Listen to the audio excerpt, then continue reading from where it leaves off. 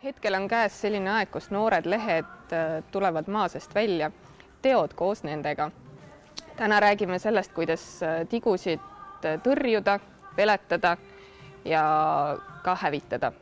Heli, räägi meile, milliseid vahendeid on olemas selleks, et aiast tigusid tõrjuda ja et neid hävitada. Kui mul on noored hostad, keda nad tahavad hirmsasti süüa, siis mida ma peaksin kasutama?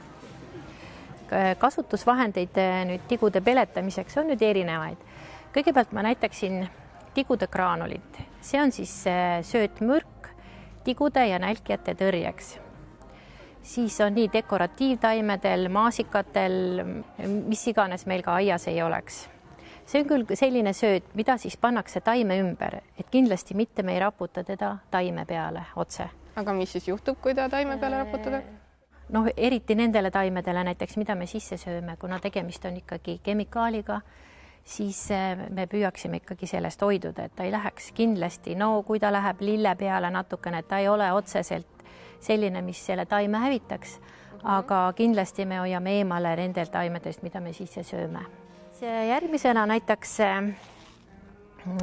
sellist taimekaitsevahendit Ferramol, mis on siis looduslik aine, sisaldab raudsulfaati.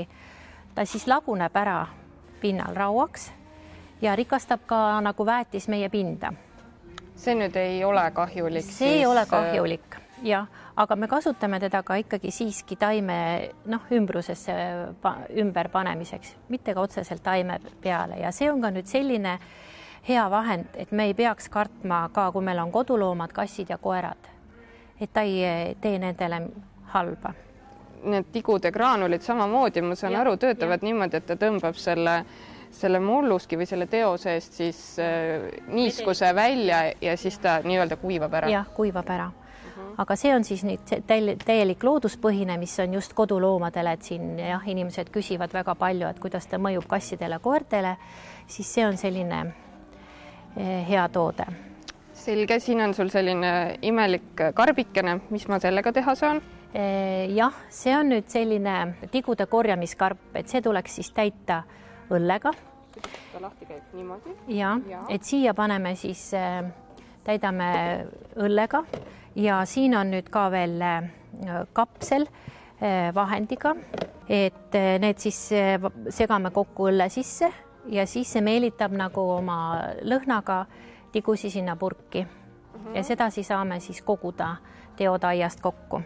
Tigudele maitseb õlu, selge. Ja see siis mõjub see lõhn siis kuskil 2 meetri raadiuses, kui me paneme selle topsi oma laeda.